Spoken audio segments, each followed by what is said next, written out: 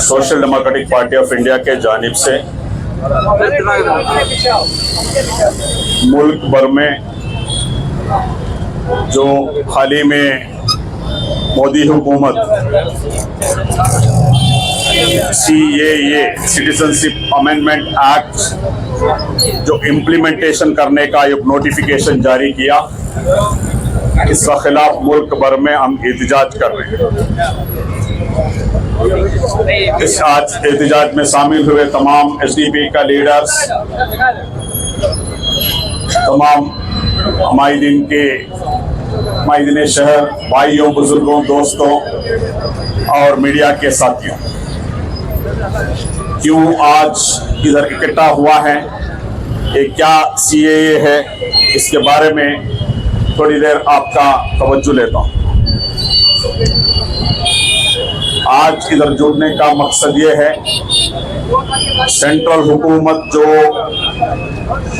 हमारे संविधान का खिलाफ, कॉन्स्टिट्यूशन का खिलाफ जो इस CAA का इम्प्लीमेंटेशन लाया है, इसको वापस लेने के लिए और कर्नाटक के सिद्धरामैया जी का लीडरशिप का हुकूमत कर्नाटक में CAA लागू नहीं करना, ये क्लियर उनका स्टैंड बताना है।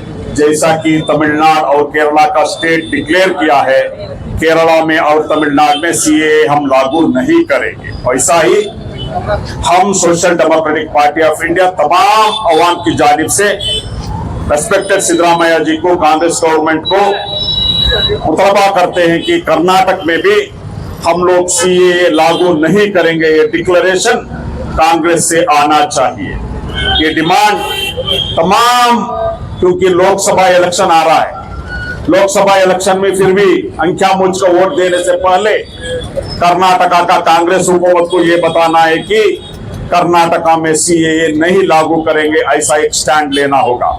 इसलिए आज हम लोग इधर जुड़े। देखिए, इंडिया का कॉन्स्टिट्यूशन आर्टिकल 14 वेरी क्लियरली कहता है कि जात पात का आधार पर कोई डिस्क्रिमिनेशन होना नहीं चाहिए। इक्वालिटी बिफोर लॉ बोलते हैं आर्टिकल 14 में, the state shall not deny to any person equality before the law और the equal protection of the law within the territory of India बोलते हैं। Article 14 rejects any type of discrimination based on caste, race, religion, place of birth और sex. तो ये क्या है, मजहब का बुनियाद पर या जात का बुनियाद पर, धर्म का बुनियाद पर, रेस का बुनियाद पर कोई भी डिस्क्रिमिनेशन ये करना नहीं चाहिए हुकूमत। मगर अफसोस इस बात की है, क्यों हम लोग CAA को अपोज करते हैं, मालूम करना जरूरी है। क्योंकि आज बहुत सारे लोग, हमारे इंटेलेक्चुअल्स लोग, चंद MRM के लोग, MRM मालूम है आपको, मुस्लिम राष्ट्रीय मंच, RSS का मुस्लिम है, मुसलमानों का एक RSS है, कौन सा है, MRM।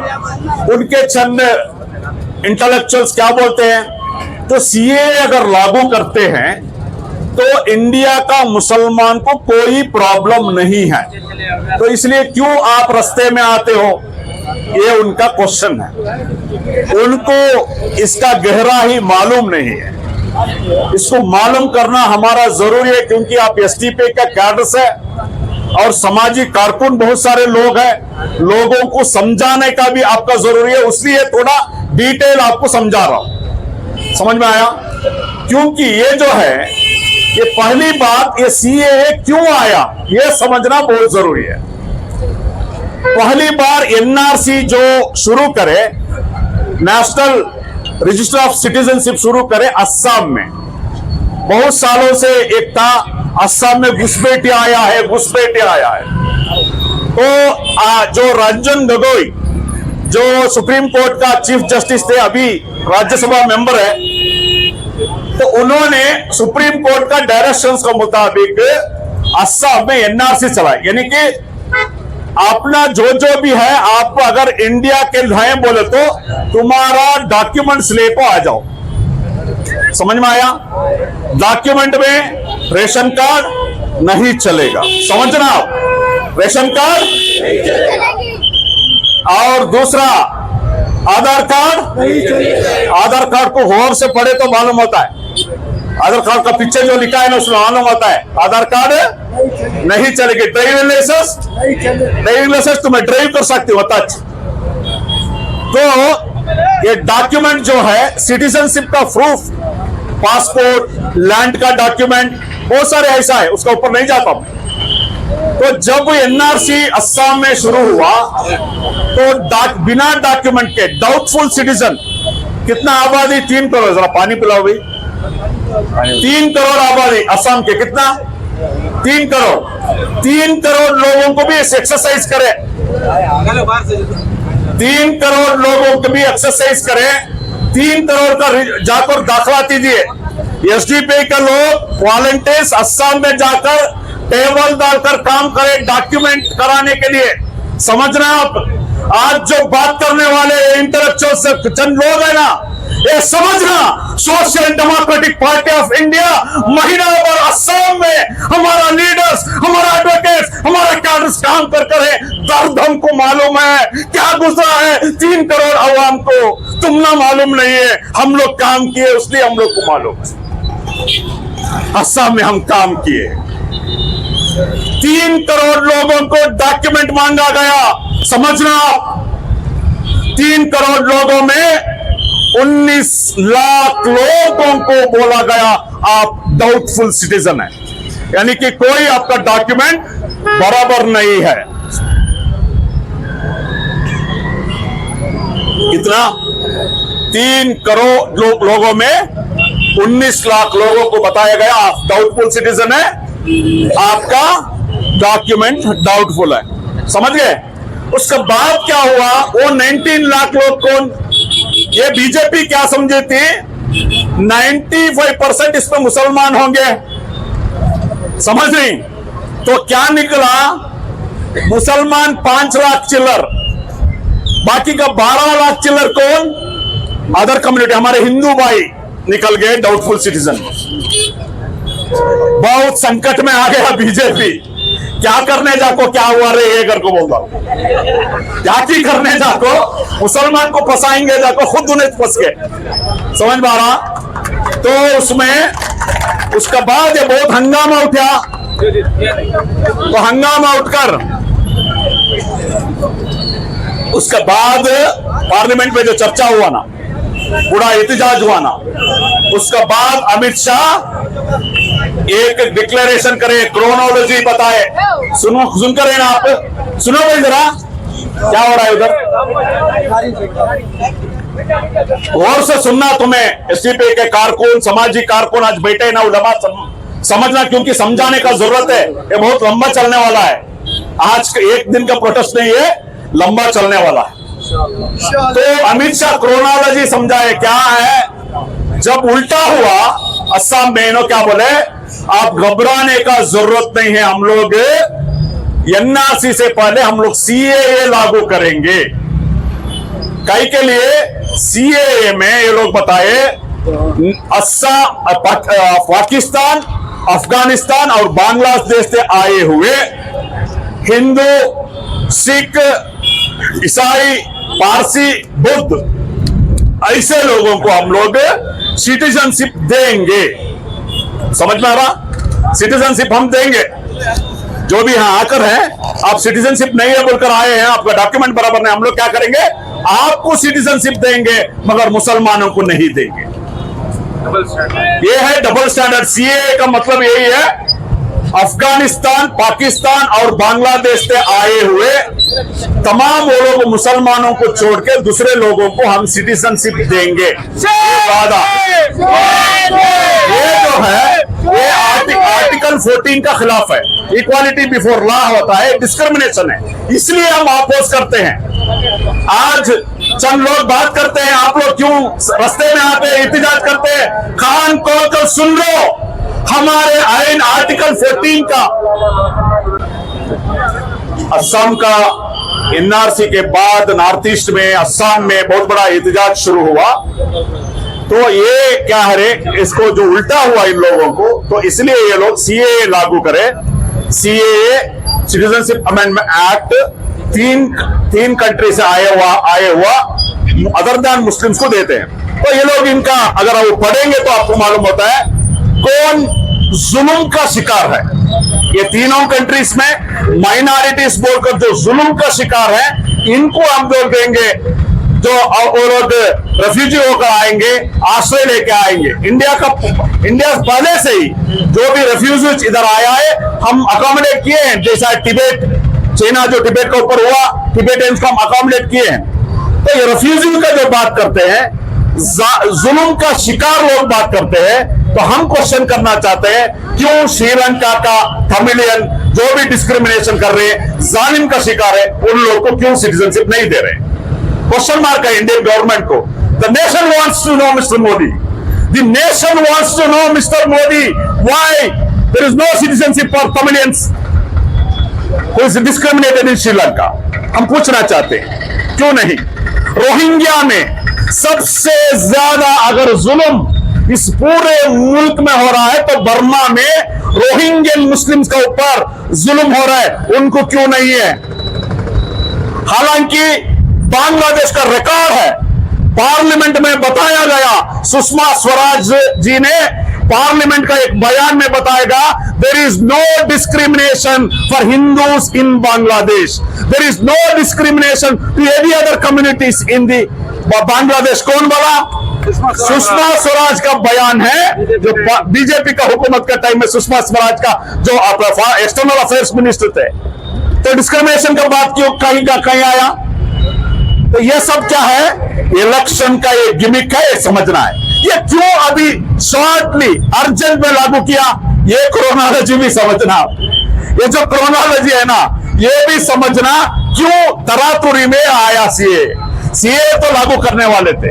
क्यों बोलो तो जो इलेक्ट्रल बॉन्ड्स जो है 16,000 करोड़ जो है, बड़े बड़े कंपनियां, फेक कंपनियां जो पॉलिटिकल पार्टी को जो फंड दिया बेनामी से, विदाउट नेम, नाम बोलने का जरूरत नहीं है, ऐसा 16,000 करोड़ में 10,000 करोड़ बीजेपी को दिया। सुप्रीम कोर्ट ने एक ऐतिहासिक जजमेंट दिया जो हमारे इलेक्टोरल बॉन्ड्स को रद्द कर दिए, अनकॉन्स्टिट्यूशनल बोलकर रद्द कर दिए।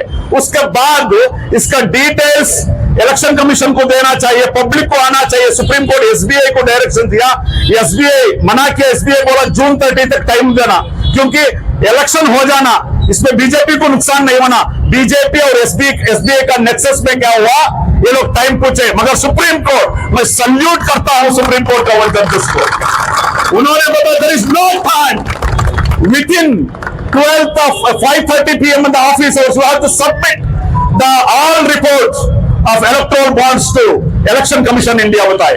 ये एक दिन का टाइम दिए, भाग दौड़ कर ले को जाको इलेक्शन कमीशन को दिए, आज अफिडेविट भी दिए, आज सुप्रीम कोर्ट को जाकर अफिडेविट भी दिए, हमें जो भी आप पूछे वो दे डाले। अराउंड 22,500 इलेक्टोरल बॉन्ड्स का डिटेल्स इंशाल्लाह 15 तारीख को आएगा इलेक्शन कमीशन का जो वेबसाइट में आएगा, कौन सी फर्जी कंपनी, कौन सी फेक कंपनीज बीजेपी को पैसा दिया, करोड़ों पैसा विदाउट टैक्स, विदाउट नेम दिया, मालूम हो जाएगा। तो ये जो गड़बड़ को मूंछ डालने के लिए, डाइवर्ट करने का अटेंशन को, मीडिया का अटेंशन को, पब्लिक का अटेंशन को, इसलिए वो सीएए लागू करेगा, समझना। तो इसलिए ये सीएए क्या होता है, मुसलमान को क्या भी नहीं होता बोलता ना, ये ध्यान को करता नहीं, समझना, क्रोनोलॉजी समझना। पहले ये लोग सीएए लागू करेंगे, उसका बाद ये लोग एनपीआर एनआरसी लागू करेंगे। एनपीआर एनआरसी में आपका डॉक्यूमेंट मांगेंगे, कौन सी document? No ration card, no ID card, no Aadhaar card, तुम्हारा बाप कब पैदा हुआ, बर्थ सर्टिफिकेट होना, लैंड डॉक्यूमेंट होना, पासपोर्ट होना, ऐसा पूछेंगे। तुम्हारा बाप दादा का डॉक्यूमेंट हमारे नहीं है तो बाप दादा का काम मिलता है भाई, हमारे तो मुसलमान गरीबा 20-30 का सेट भी नहीं हमारे पास डॉक्यूमेंट। तो ये एक साजिश है। ये लोग क्या करेंगे, एनपीआर एनआरसी के टाइम में तहसीलदार बैठेगा, तहसीलदार बैठ को अभी मैसूर में 10 लाख आबादी है ना, 10 लाख आबादी में एक करते करते करते करते एक 50,000 लोगों को डाउटफुल डी बोलकर डालेगा, डाउटफुल सिटीजन डॉक्यूमेंट में, वो सबको डालेगा, हिंदू को मुसलमान को सबको डालेगा। फिर क्या करना तुम्हें, डॉक्यूमेंट लेकर को भागना, बाबा का डॉक्यूमेंट ढूंढना, दादा का डॉक्यूमेंट ढूंढना, ये सब कर लेकर ढूंढना। अगर वो सेटिस्फाई हुए ओके, नहीं तो वो क्या करेंगे, फॉरेन ट्रिब्यूनल को आपको भेजेगा, आपको फॉरेन ट्रिब्यूनल को जाना पड़ेगा, आपको फॉरेन ट्रिब्यूनल को जाकर वहां प्रूव करना पड़ेगा। उसके बाद जो कार्रवाई होगा, उसके बाद आपको डिटेंशन सेंटर में डाला जाएगा। आप यहां रह सकते हैं मगर आपको कोई हक नहीं रहेगा। समझो 20 करोड़ मुसलमान हैं, 20 करोड़ में अगर 1 करोड़ भी ये डाउटफुल सिटीजन, 1 करोड़ लोगों को ये लोग second standard citizen, there is no right, जिंदा लाश होंगे आप, समझ लो। मेरा इंटेलेक्चुअल्स लोग, मीडिया में, सोशल मीडिया में बयान करने वाले लोग, इसमें कुछ आपत्ति नहीं, मुसलमानों को समझो। अगर डाउटफुल सिटीजन वो 1 लाख सिटीजन को बना दे, 1 करोड़ को बना डालेगा तो उन लोग सेकंड सिटीजन जिंदा लाश हो जाएंगे, समझो ये। इसलिए हम लोग इसका खिलाफ आवाज उठाना होगा। ये सिर्फ मुसलमानों के लिए नहीं, बताता हूं मैं, ये लोग बता रहे हैं ना आपको अदर देन मुस्लिम को हम लोग सिटीजनशिप देंगे, उसका क्या भी इजी नहीं है। वो लोग भी पूरा डॉक्यूमेंट देना, डॉक्यूमेंट देने के बाद डाउटफुल सिटीजन होने के बाद वो लोग प्रूव करना, मैं नेपाल से आया, मैं बांग्लादेश से आया, मैं अफगानिस्तान से आया बोलकर प्रूव करना। समझो एक रमेश बोलकर एक आदमी, उसके पास डॉक्यूमेंट नहीं है, डॉक्यूमेंट नहीं है, डाउटफुल सिटीजन हो गया, वो प्रूव करना है डॉक्यूमेंट ले लेकर। नहीं मिला तो ये बताना है कि मुझे सिटीजनशिप मिलना बोले तो, रमेश को सिटीजनशिप मिलना बोले तो वो प्रूव करना, मैं बांग्लादेश से आया, मैं पाकिस्तान से आया, मैं अफगानिस्तान से आया बोलकर वो प्रूव करना। तो ये हिंदुओं का फ्रेंडली भी नहीं है, हर कम्युनिटी को प्रॉब्लम है, हर कम्युनिटी को प्रॉब्लम करेगा। आप डॉक्यूमेंट लेके क्यों करना पड़ेगा? अभी आधार में एक छोटा चेंजेस करने के लिए कितना क्यों करते हैं, रेशन कार्ड के लिए कितना करते हैं, समझ लो, समझ लो। 7 crore पीपल, ಅರ್ಥ ಮಾಡ್ಕೊಳ್ಳಿ, ಮೈಸೂರಿನ 10 ಲಕ್ಷ ಜನರು ತಹಸೀಲ್ದಾರ್ ಆಫೀಸ್ ಅಲ್ಲಿ ಕ್ಯೂ ನಿಂತ ಏನಾಗ್ಬೋದು? ಡಾಕ್ಯುಮೆಂಟ್ ಬರೀ ಮುಸಲ್ಮಾನರು ಕೊಡಬೇಕಾಗಿದ್ದಲ್ಲ, ಡಾಕ್ಯುಮೆಂಟ್ ಮೈಸೂರಿನಲ್ಲಿರುವ, ಕರ್ನಾಟಕದಲ್ಲಿರುವ 7 ಕೋಟಿ ಜನರು ಕೊಡಬೇಕು, ಮೈಸೂರಿನಲ್ಲಿರುವ 10 ಲಕ್ಷ ಜನರು ಕ್ಯೂ ನಿಂತು ತಹಸೀಲ್ದಾರ್ಗೆ ಡಾಕ್ಯುಮೆಂಟ್ ಕೊಡಬೇಕು, ಅರ್ಥ ಮಾಡ್ಕೊಳ್ಳಿ ಸಿಎ। ಇವತ್ತು ಕೆಲವರು ನಗಬಹುದು, ಇದು ಮುಸಲ್ಮಾನರಿಗೆ ತೊಂದರೆ ಮಾಡ್ಲಿಕ್ಕೆ ಅಂತ, ಗೊತ್ತಾಗ್ತದೆ ಮೋದಿ ಯಾವ ರೀತಿ ಹಾಕ್ಬಿಡ್ತಾನೆ ಅಂತೇಳಿ। ನಿಮಗೆ ಗೊತ್ತಿರಲಿ, ಅಸ್ಸಾಂನಲ್ಲಿ ಈ ದೇಶಕ್ಕಾಗಿ ಹೋರಾಡಿದ ಕ್ಯಾಪ್ಟನ್ ಸನಾವುಲ್ಲಾ, ಈ ದೇಶಕ್ಕಾಗಿ ಗಡಿಯಲ್ಲಿ ಹೋರಾಡಿದ ಆರ್ಮಿಯ ಕ್ಯಾಪ್ಟನ್ ಆದಂತಹ ಸನಾವುಲ್ಲಾ ಅವರಿಗೆ ಡಾಕ್ಯುಮೆಂಟ್ ಕೊಡ್ಲಿಲ್ಲ ಅಂತ ಹೇಳಿ ದಿ ಡೌಟ್ಫುಲ್ ಸಿಟಿಸನ್ ಅಂತ ಹೇಳಿದ ದೇಶ ಇದು। ಈ ದೇಶಕ್ಕಾಗಿ ಹೋರಾಡಿದ ಒಬ್ಬ ಆರ್ಮಿಯ ಕ್ಯಾಪ್ಟನ್ಗೆ ಈ ಸ್ಥಿತಿ ಆದ್ರೆ, ಇವತ್ತು ಬೋರೇಗೌಡನಿಗೆ, ಸಾಕಮ್ಮಳಿಗೆ, ಅಬ್ದುಲ್ ಮಜೀದ್ಗೆ, ಇನ್ನೊಬ್ಬರಿಗೆ ತೊಂದರೆ ಮಾಡದೇ ಇರ್ತಾರ ಇವರು? ಪ್ರತಿಯೊಬ್ಬ ಮೈಸೂರಿನ 10 ಲಕ್ಷ ಜನ ತಹಸೀಲ್ದಾರ್ ಆಫೀಸ್ ಮುಂದೆ ಕ್ಯೂ ನಿಲ್ಬೇಕು, ಅದು ಪೊಲೀಸ್ ಆಫೀಸರ್ ಆಗಿದ್ರು ಸರಿ, ಯಾರಾಗಿದ್ರು ಸರಿ, ನಿಮ್ಮ ಡಾಕ್ಯುಮೆಂಟ್ ಕೊಡ್ಬೇಕಾಗಿದ್ದು ನಿಮ್ ಜವಾಬ್ದಾರಿ। ಇದು ಆಗಿರ್ತದೆ ಸಿಎ। ಇವತ್ತು ಚುನಾವಣೆಗೋಸ್ಕರ ಮೋದಿ ಮಾಡಿರುವಂತ ಈ ಕಾನೂನು ಇದೆಯಲ್ಲ, ಈ ದೇಶದ ಜನರನ್ನ ಕಷ್ಟಕ್ಕೆ, ಸಂಕಷ್ಟಕ್ಕೆ ತಳ್ಳುವಂತಹ ಒಂದು ಕೆಲಸ, ಆಗ್ತದೆ। ಹಾಗಾಗಿ ಇವತ್ತು ಇದನ್ನ ಅರ್ಥ ಮಾಡ್ಕೊಳ್ಬೇಕು, ಯಾಕೆ SDPI ಹೋರಾಟ ಮಾಡ್ತಾ ಇದೆ ಅಂತ। SDPIಗೆ ಇದರ ನೋವು ಗೊತ್ತಿದೆ। SDPIಯ ಕಾರ್ಯಕರ್ತರು,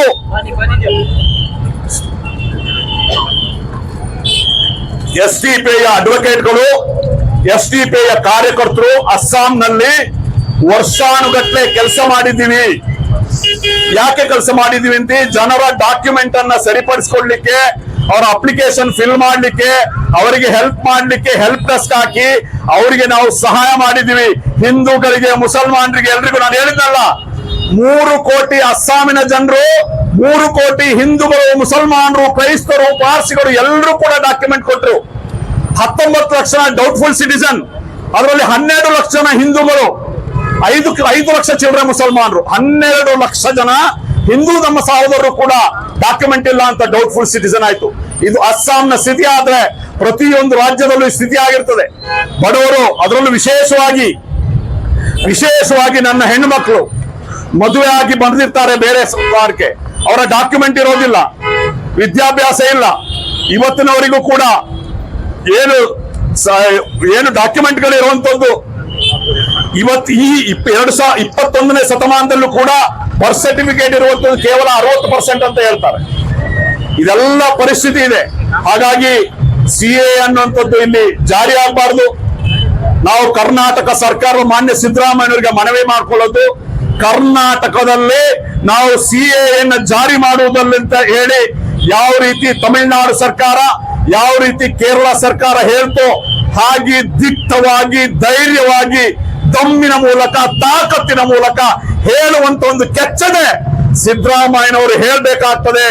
ಆ ರೀತಿ ಒಂದು ಮೆಸೇಜ್ ಅನ್ನ ನೀವು ನಿಜಕ್ಕೂ ಬಿಜೆಪಿಗೆ, RSS ನೀವು ಎದುರಿಸುವುದಾದ್ರೆ, ಮಾನ್ಯ ಸಿದ್ದರಾಮಯ್ಯನವರೇ, ಮಾನ್ಯ DK ಸೋಮಣ್ಣವರ ಬಾಯಿ ಮಾತಲ್ಲ, ನೀವು ನಿಜಕ್ಕೂ ನಿಮಗೆ ತಾಕತ್ತು, ದಮ್ಮು RSS ವಿರುದ್ಧ, ಬಿಜೆಪಿಯ ವಿರುದ್ಧ ಇರೋದಾದ್ರೆ, ದಮ್ಮಿದ್ರೆ, ತಾಕತ್ತಿದ್ರೆ, ನೀವು 135 ಸೀಟು ನಿಮಗಿದ್ರೆ, ನಿಮ್ಮ ಕಾಂಗ್ರೆಸ್ಗೆ ಕೆಪಾಸಿಟಿ ಇದ್ರೆ, ನೀವು ಹೇಳ್ಬೇಕು ಕರ್ನಾಟಕದಲ್ಲಿ ನಾವು CA ಜಾರಿ ಆಗೋದಿಲ್ಲ ಅನ್ನುವಂತ ಧೈರ್ಯವನ್ನ ನೀವು ತೋರ್ಬೇಕು ಅಂತ ಹೇಳಿ social democratic party of India ಇವತ್ತು ಜನರ ಸಮ್ಮುಖದಲ್ಲಿ ನಿಮಗೆ ಹೇಳ್ತದೆ. ನಿಮಗೆ ಮುಸಲ್ಮಾನರ ಓಟ್ ಬೇಕು, ನಿಮ್ಗೆ ದಲಿತರ ಓಟ್ ಬೇಕು, ನಿಮ್ಗೆ ಮುಸಲ್ಮಾನರ ಓಟ್ ಬೇಕು. ಓಟ್ ತಗೊಂಡು ನಮ್ಗೆ ರಕ್ಷಣೆ ಕೊಡೋದಿಲ್ಲ ಅಂದ್ರೆ, ನಮ್ಮ ಪರವಾಗಿ ನಿಲ್ಲೋದಿಲ್ಲ ಅಂದ್ರೆ ಏನರ್ಥ ಅಂತ ಹೇಳಿ ನಾವು ಪ್ರಶ್ನೆ ಮಾಡ್ಬೇಕಾಗ್ತದೆ. ಹಾಗಾಗಿ ಒಂದು, ಈಗಾಗಲೇ ಹೇಳಿದ್ದಾರೆ, ಇದು ಧರ್ಮಾಧಾರಿತ ತಾರತಮ್ಯ ಮಾಡಿದಿರಿ, ತಾರತಮ್ಯ ನಾವು ಒಪ್ಪಲ್ಲ ಅಂತ ಹೇಳಿ ಮಾನ್ಯ ಸಿದ್ದರಾಮಯ್ಯನವರು ಹೇಳಿದ್ದಾರೆ. ಸ್ವಾಗತ ಮಾಡ್ತೇನೆ ನಾನು.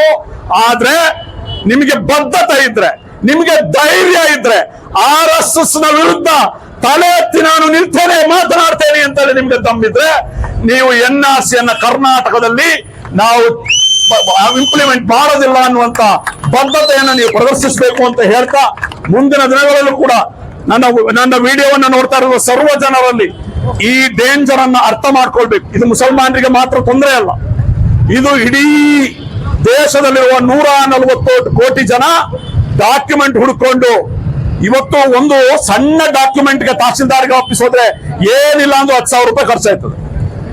ಕ್ಯಾತಿಬಿ डॉक्यूमेंट को जाना बोले तो 10,000 रुपए, पंचायत में 2,000 रुपए, पूरा 140 करोड़ लोग जाकर डॉक्यूमेंट को ढूंढे तो कितना करोड़ पैसा डालना. ಇದೆಲ್ಲ ಅರ್ಥ ಮಾಡ್ಕೋಬೇಕು ನನ್ನ ಹಿಂದೂ ಸಹೋದರರು, ನನ್ನ ಕ್ರಿಶ್ಚಿಯನ್ ಸಹೋದರರು ಅರ್ಥ ಮಾಡ್ಕೋಬೇಕು. ಇದು ಕೇವಲ ಮುಸಲ್ಮಾನರ ವಿರುದ್ಧ ಅಲ್ಲ, ಇದು ಎಲ್ರಿಗೂ ತೊಂದರೆ ಆಗುವಂತದ್ದು. ನೀವು ಕೂಡ ಡಾಕ್ಯುಮೆಂಟ್ ಕೊಟ್ಟೆ ಪ್ರೂವ್ ಮಾಡಬೇಕಾಗ್ತದೆ ಅನ್ನೋಂತ ಕಟು ಸತ್ಯವನ್ನ ನೀವು ಅರ್ಥ ಮಾಡ್ಕೊಳ್ಬೇಕು ಅಂತ ಹೇಳ್ತಾ, ಇವತ್ತು ಈ ಪ್ರತಿಭಟನೆಗೆ ಒಂದು ಸಾಂಕೇತಿಕ ಪ್ರತಿಭಟನೆ, ಇವತ್ತು ಉಪವಾಸ ಇದ್ರೂ ಕೂಡ ಒಂದು ಈ ದೇಶದ ಸಂವಿಧಾನದ ಪರವಾಗಿ, ಈ ದೇಶದ ಸಂವಿಧಾನವನ್ನು ಉಳಿಸಬೇಕು, ಸಂವಿಧಾನ ವಿರೋಧಿ ನಡೆಯನ್ನು ಎದುರಿಸಬೇಕು ಅಂತ ಹೇಳಿ SDPI ಕಾರ್ಯಕರ್ತರು, ಬೆಂಬಲಿಗರು ಎಲ್ಲರೂ ಬಂದಿದ್ದೀರಿ. ಇದು ಪ್ರತಿಭಟನೆ ಆರಂಭ. ಇನ್ನು ಮುಂದೆ ನಮ್ಮ ಈ ಪ್ರತಿಭಟನೆ ಎಲ್ಲಿಯವರೆಗೆ CA ವಾಪಸ್ ಆಗ್ತದೆ ಅಂತ ಈ ಸಂದರ್ಭದಲ್ಲಿ ಹೇಳ್ತಾ, ಸಾಕಷ್ಟು ನಮಾಜ್ಗೆಲ್ಲ ಟೈಮ್ ಆದ್ರಿಂದ ಇನ್ನಷ್ಟು ಹೆಚ್ಚು ನಾನು ಮಾತಾಡೋದಿಲ್ಲ ಅಂತ ಹೇಳ್ತಾ ನನ್ನ ಮಾತನ್ನು ಮುಗಿಸ್ತೇನೆ. ಜೈ ಹಿಂದ್, ಜೈ SDPI, ಜೈ ಸಂವಿಧಾನ. Allahu Akbar.